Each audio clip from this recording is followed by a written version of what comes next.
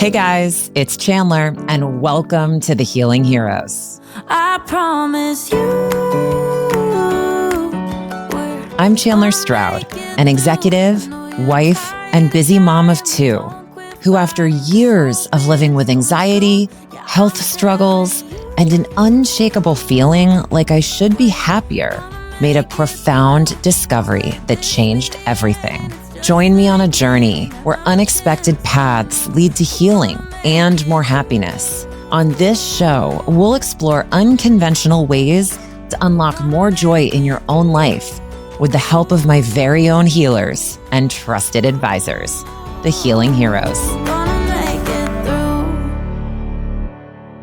Hey everyone, and welcome back to the Healing Heroes podcast. I am your host, Chandler, and I'm so glad that you decided to join us today because, as I've said in previous episodes, we have launched a very special series, and this is in honor of our 1-year anniversary coming up in July. We thought it would be helpful to allow our listeners to catch up with past episodes and get to know our heroes a little bit better, especially if you're a new listener joining the show.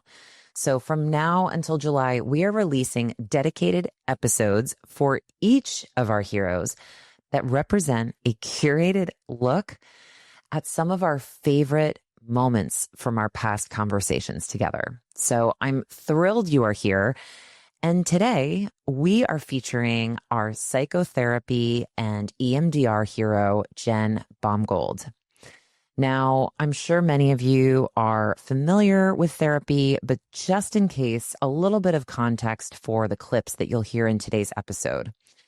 Psychotherapy is really a guided healing process that helps you understand your emotions, heal past wounds, and learn healthier ways to cope with life's challenges. I like to say it's not about fixing yourself, it's about finding yourself.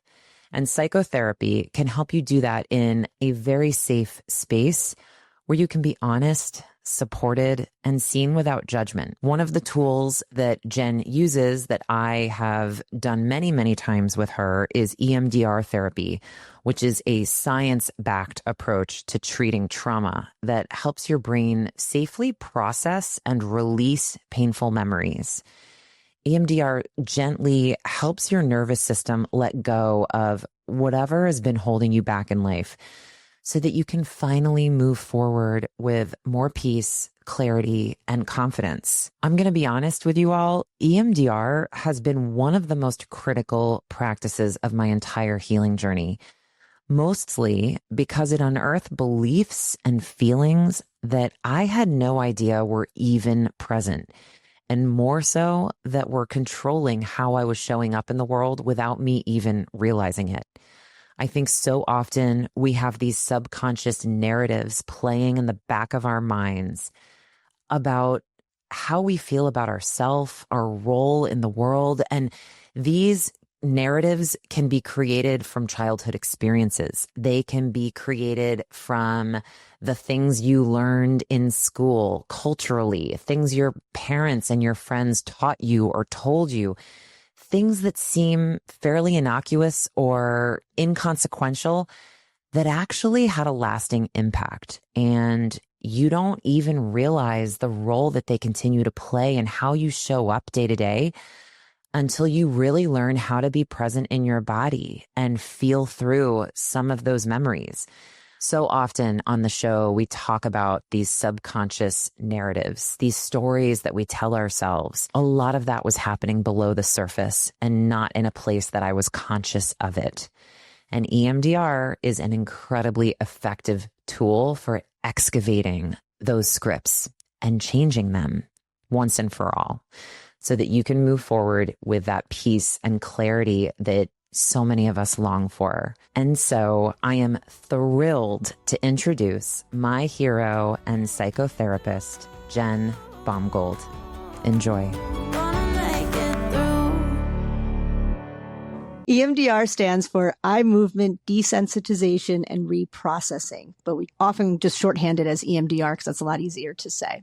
It's a treatment that was developed to treat trauma, and it works essentially by inducing eye movements. So if you think about REM sleep and how and when we're in our REM sleep stage, our eyes move back and forth, rapidly, and that's how we process things.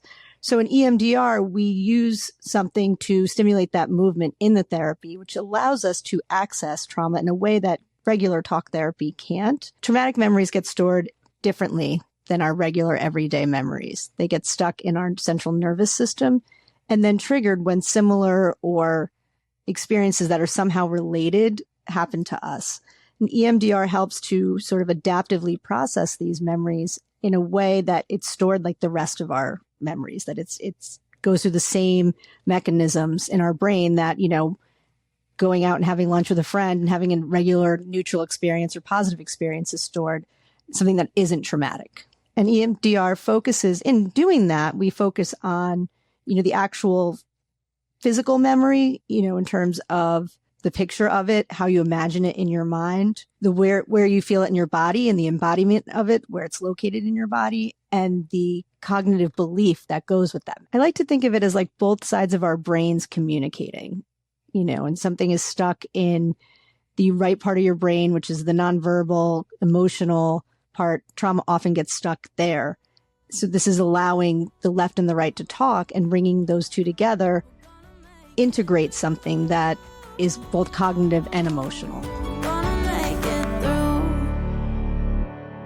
I'm curious how you've seen EMDR specifically help your patients. Why is it so effective? I had a client who was in a car accident and couldn't drive. Trauma tends to pair things. So she began to pair driving with the accident and with danger. So it became too dangerous to drive, which she then successfully was able to drive after EMDR sessions. I've had people who have specific phobias, and that's another thing that EMDR can help with, because oftentimes, again, those things are fused together. I had a client who never ate fruit and was in their 60s and, didn't really view it as an issue. We had done EMDR around some other things, but it came up. And so we did the EMDR on that, and they were then able to eat fruit. And it turned out that the fruit, when we trace that back to childhood, was the way that they were able to gain control over their narcissistic mother by not eating the fruit. And then that became sort of wired together for their life until they were able to untangle that. And so, it helps with specific phobias. It helps with single incident traumas.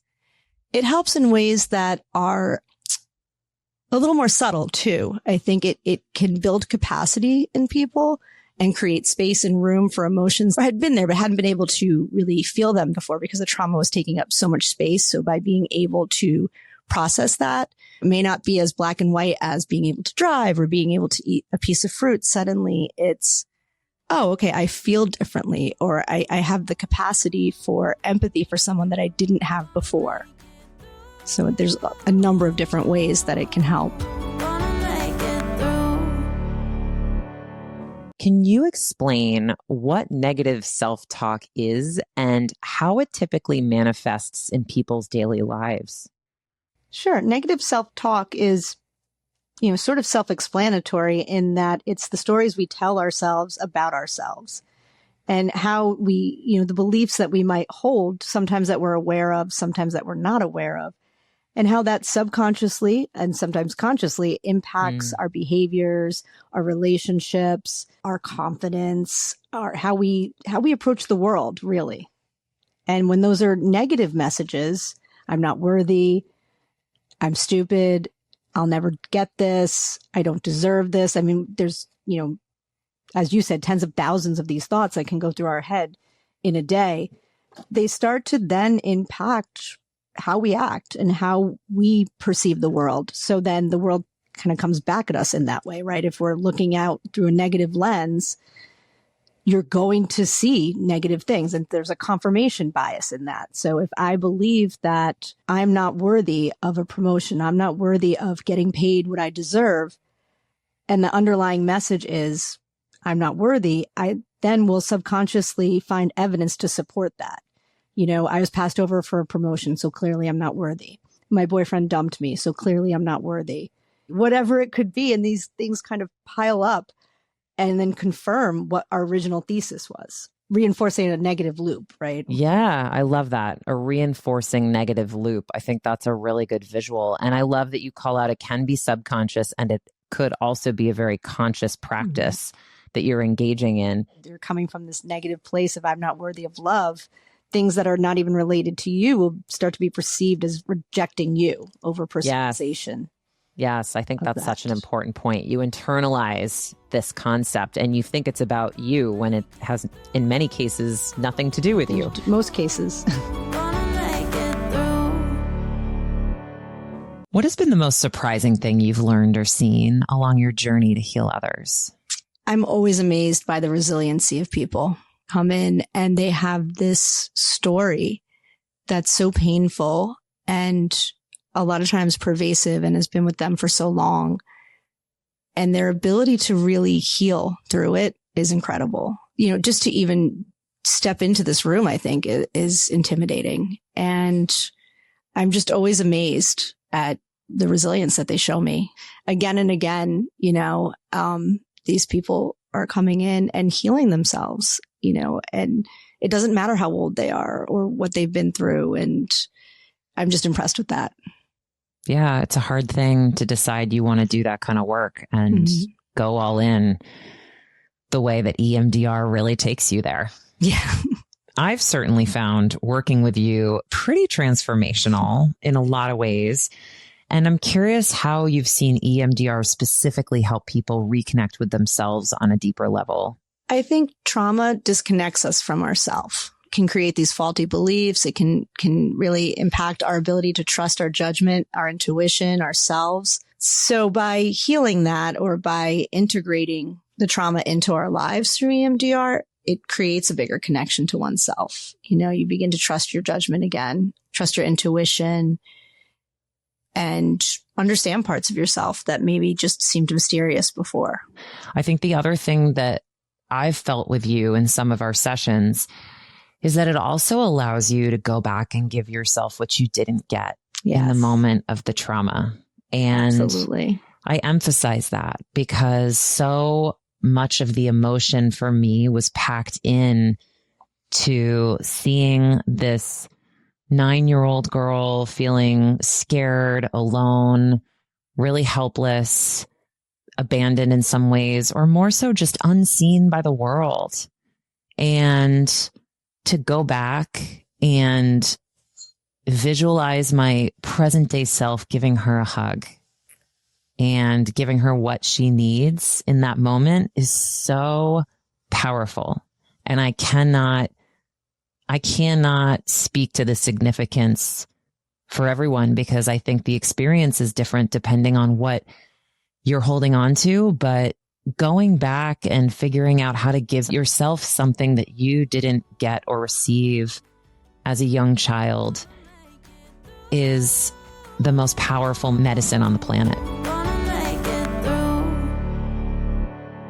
Can you share a little bit more about what resourcing is in the context of EMDR therapy and why it's such an important piece of the process? Essentially, when I think of resourcing, I think of regulating our nervous system and using your imagination to do that. And if you think about how you feel when you imagine something, right? Like our nervous system, that part that regulates us, you know, whether we're in fight or flight or rest and digest, or, you know, if we're anxious or worried or we're, you know, feeling good and connected. If you think about that and you think about your imagination, and the example I always use is like, if you go to see a horror movie, you know it's fake. You're in the movie theater, you're watching it at home. It's obviously not happening, but your body reacts to it in a fear state as if it's actually happening to you. You know, if you wake up from a dream, that's clearly your imagination and you have a reaction to it, an emotional reaction to it, you're going to feel that in your body. So our body, our nervous system, it doesn't know when things are real or imagined, right?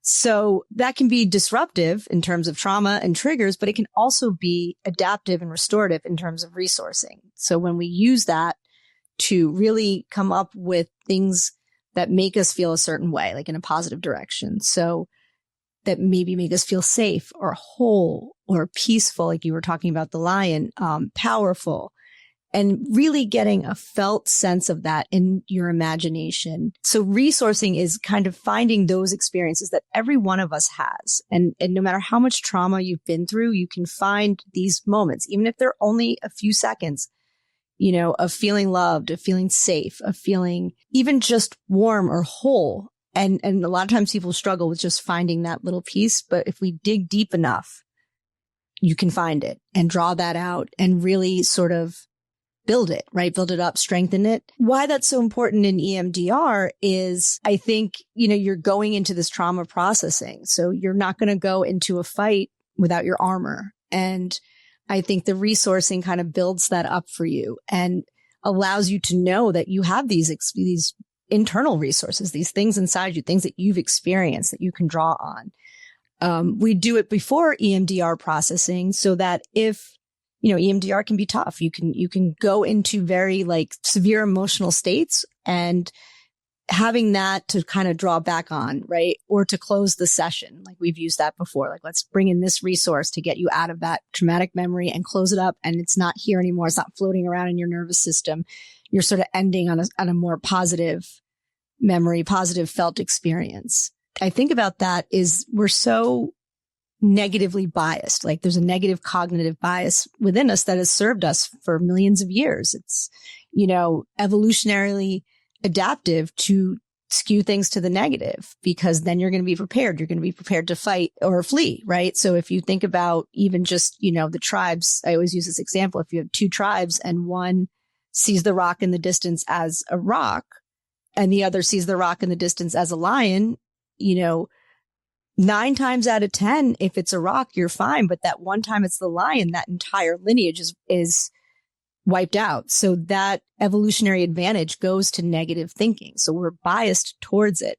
It is harder to draw, and especially when you've been through significant trauma, it's harder to find and draw on those more positive experiences that are in your memory and are in your nervous system. So resourcing really seeks to find those, draw them out, and strengthen them. Why do you think small t traumas are often overlooked or minimized, knowing that they are rooted in social connections, which are so important for thriving and happiness and feeling safe in your day to day? I think, part of our natural response to trauma is avoidance. It's one of the defenses we use against it. So you'll hear somebody who's undergone a pretty significant, even big T trauma, question whether that really happened to them, or they may experience something like depersonalization or a separation from themselves. In little T traumas, we tend to do that by rationalizing it, saying that, okay, this isn't a big deal. It's happened to everybody. So what if I lost my job? So many people have lost their jobs before me. And so why am I reacting to it this way? It's constantly minimized. And I think that's a way of trying to cope with the feelings and make it better. But it can actually make it worse in that it kind of compounds shame on top of something traumatic that's happened to us. So we're not only feeling that response to the little T trauma, but we're also berating ourselves and shaming ourselves, which is going to lead us to maybe not talk about it so much, to keep it secret and, kind of grows on itself at that point. Do you think shame is the most common reaction, or should I say the most common emotion associated with small T traumas?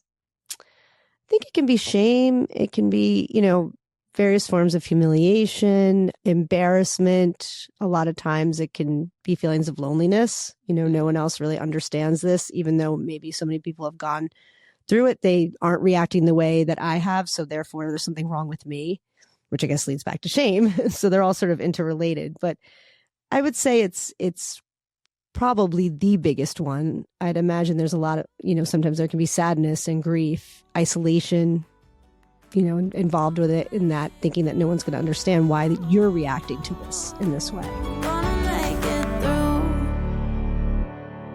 Can you describe some common resourcing techniques that are used and how they benefit clients? I learned, and I still practice, in preparation for EMDR, doing the peaceful place like we talked about. And again, and we always say real or imagined, that you've been to or want to go to, because, I've had everything from that beach that I went to in college to, this mountain house that I've conjured up in my mind that's all, made of glass and overlooks the sea. And it's very, so people can imagine anything, right? Or they can remember it. And then we also use the protective figure or power figure, which you were talking about.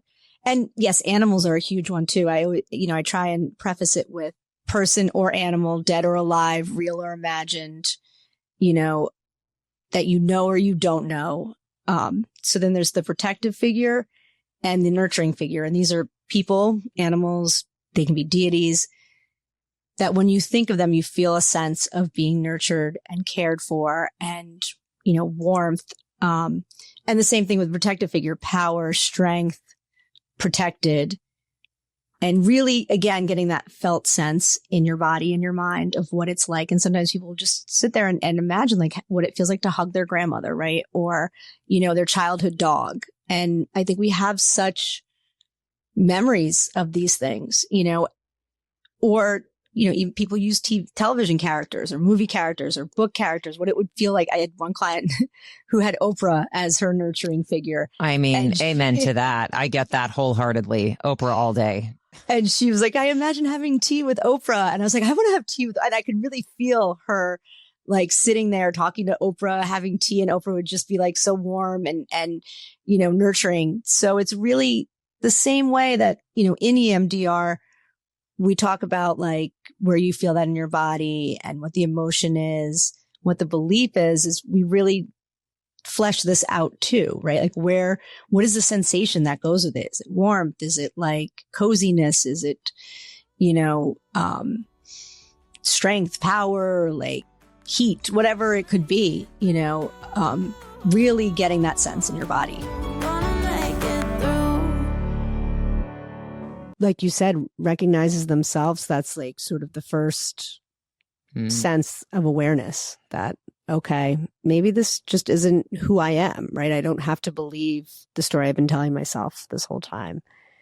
And it starts with that. I think, if therapy is accessible to you, finding a therapist to talk to about this that you trust, somebody that you feel a connection with, that you can, you feel is safe to talk about this with. That would be my first sort of recommendation. If that's not something that's available to you, maybe journaling about it, understanding, okay, this sounds familiar. And I do have this really like persistent negative belief about myself. Writing it out and trying to find the evidence for it and the evidence against it. Oftentimes we'll surprise ourselves with how much evidence we can find against what we actually, the negative beliefs that we have. But I think really, the awareness is the first part of it, and finding that self-compassion. Would you treat somebody else this way? Anybody that would, if they had gone through this experience, would you be like, oh, well, that's not a big deal? Most people wouldn't. And oftentimes when we do that, it's really a projection of what's going on for us. So even when we are doing that to someone else, it's really not because we think that, it's because we're feeling that. Yeah, I think that's spot on. I really do. And we talk all the time on the show about how do you show yourself self-compassion? Imagine you were talking to your niece or nephew or some other person that you love, right? We treat everyone else with such different levels of acceptance and grace than we often give ourselves. Yeah. So I think it's a really powerful reminder. Absolutely. Jen, thank you so much for being here. This was such a great conversation, and I know it's going to help so many of our listeners. Absolutely. I'm so happy to be here, Chandler, and I hope that it does. And to those tuning in, if you like today's discussion, please share it with friends, and don't forget to subscribe to the show. You can also visit healingheroespodcast.com to get resources, meet the heroes, and share your ideas for future episodes. Thanks for listening, everyone. And until next time, remember, be curious, be courageous, and be kind to yourself. You've got this.